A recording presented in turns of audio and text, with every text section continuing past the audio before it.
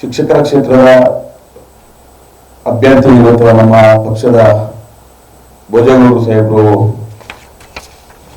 3ನೇ ತಾರೀಕು ಚುನಾವಣೆ ಇರೋದ್ರಿಂದ ಎಲ್ಲ ಶಿಕ್ಷಕರಿಗೂ ಸಹ ಈ ಒಂದು ಮಾಧ್ಯಮ ಮುಖಾಂತರವಾಗಿ ಶಿಕ್ಷಕರಿಗೆ ತಲುಪಬೇಕು, ನಮ್ಮ ಜನತಾದಳ ಯುವ ಜನತಾದಳ ಸಂಪೂರ್ಣವಾಗಿ ಶಕ್ತಿ ತುಂಬಿ ಕೆಲಸ ಮಾಡ್ತೀವಿ ಅಂತ ಹೇಳ್ತಾ ತಮ್ಮ ಪತ್ರಿಕಾ ಮೂಲಕವಾಗಿ ತಿಳಿಸಬೇಕಾಗಿ ಈ ಒಂದು ಪತ್ರಿಕಾ ಕಾರ್ಯಕ್ರಮವನ್ನು ಇಟ್ಕೊಂಡಿದ್ದೀವಿ ಸ್ನೇಹಿತರೆ.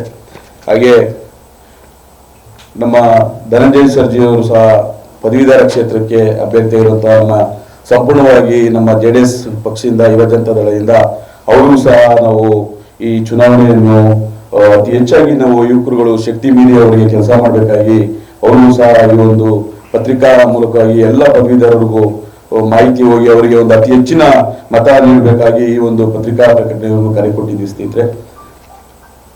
ಹಾಗೆ ನಮ್ಮ ಭೋಜೇಗೌಡರು ಕ್ರಮ ಸಂಖ್ಯೆ 1 3ನೇ ತಾರೀಕು ಜೂನ್ 3ರಂದು ಚುನಾವಣೆ ನಡೀತಿರುವ ಕ್ರಮ ಸಂಖ್ಯೆ 1ಕ್ಕೆ ಎಲ್ಲ ಶಿಕ್ಷಕರು ಮತ್ತೆ ಮತ ಕೊಟ್ಟು ಅವರಿಗೆ ಜಯಗಳಿಸ್ಕೊಡ್ಬೇಕಾಗಿ ಪತ್ರಿಕಾ ಮೂಲಕವಾಗಿ ತಿಳಿಸ್ತಾ ಇದ್ದೀವಿ. ಯಾಕೆ ಅಂದ್ರೆ ಶಿಕ್ಷಕರಿಗೆ ಸಾಕಷ್ಟು ಸಹಕಾರ ಮಾಡಿದ್ದಾರೆ ಭೋಜೇಗೌಡರು ಸಾಹೇಬರು. ಯಾಕೆಂದ್ರೆ ಅಲ್ಲಿ MLC ಆಗಿರ್ಬೇಕಾದ್ರೆ ಲಾಸ್ಟ್ ಚುನಾವಣೆ ಗೆದ್ದಿ ಏನು ಶಿಕ್ಷಕರಿಗೆ ಕೋವಿಡ್ ಸಂದರ್ಭದಲ್ಲಿ ಇರ್ಬೋದು, ಅವರಿಗೆ ಸ್ಯಾಲರಿ ಸಮಸ್ಯೆ ಇರ್ಬೋದು, ಕೋವಿಡ್ ಸಂದರ್ಭದಲ್ಲಿ ಶಿಕ್ಷಕರು ಎಷ್ಟೋ ಜನ ತುತ್ತಾಗಿ ಅವರಿಗೆ ಒಂದು ಸಂದರ್ಭದಲ್ಲಿ ಕೋವಿಡ್ ಸಂದರ್ಭದಲ್ಲಿ ಅವರು ಡೆತ್ ಆದಂತ ಕುಟುಂಬದವರಿಗೆ ಸರ್ಕಾರದಿಂದ ಹಣವನ್ನು ಬಿಡುಗಡೆ ಮಾಡಿಸ್ಕೊಟ್ಟಿದ್ದಾರೆ. ಸಾಕಷ್ಟು ಬಡ್ತಿಯನ್ನು ಶಿಕ್ಷಕರಿಗೆ ಅನುಕೂಲ ಮಾಡಿಕೊಟ್ಟರಿಂದ ಮತ್ತೊಮ್ಮೆ ಭೋಜೇಗೌಡರು ಅತಿ ಹೆಚ್ಚಿನ ಸಂಖ್ಯೆಯಲ್ಲಿ ಗೆದ್ದಿ ಬರಬೇಕು, ಮತ್ತೆ ಶಿಕ್ಷಕರಿಗೆ ಅತಿ ಹೆಚ್ಚು ಕೆಲಸ ಮಾಡಬೇಕಾಗಿ ತಮ್ಮಲ್ಲಿ ವಿನಂತಿ ಮಾಡಿಕೊಳ್ಳುತ್ತಿದ್ದೇನೆ. ಅದೇ ರೀತಿಯಲ್ಲಿ ಧನಂಜಯ ಸರ್ಜಿ ಸಾಹೇಬರು ಸಹ ಸಾಕಷ್ಟು ಅವರ ಹಾಸ್ಪಿಟಲ್ ಇರ್ಬೋದು, ಅವರ ಒಂದು ಹೃದಯವಂತಿಕೆ ಇವತ್ತು 1000 ಜನ ಅವ್ರ ಹತ್ರ ಕೆಲಸ ಮಾಡ್ತಾ ಇದ್ದಾರೆ. ಹಿಂದಿನಿಂದನೂ ಅತಿ ಹೆಚ್ಚಾಗಿ ಸಹಕಾರ ಮಾಡ್ಕೊಂಡು ಬಂದಿದ್ದಾರೆ. ಅವರು ಸಹ ನಾವು ಅತಿ ಹೆಚ್ಚಾಗಿ ಪದವೀಧರರು ಅವರಿಗೆ ಶಕ್ತಿ ತುಂಬಿ ಅವರಿಗೆ ಮತ ಕೊಟ್ಟು ಜಯಗಳಿಸಿಕೊಡ್ಬೇಕಾಗಿ ತಮ್ಮ ಮೂಲಕ ವಿನಂತಿ ಮಾಡ್ತಾ ಇದ್ದೇನೆ.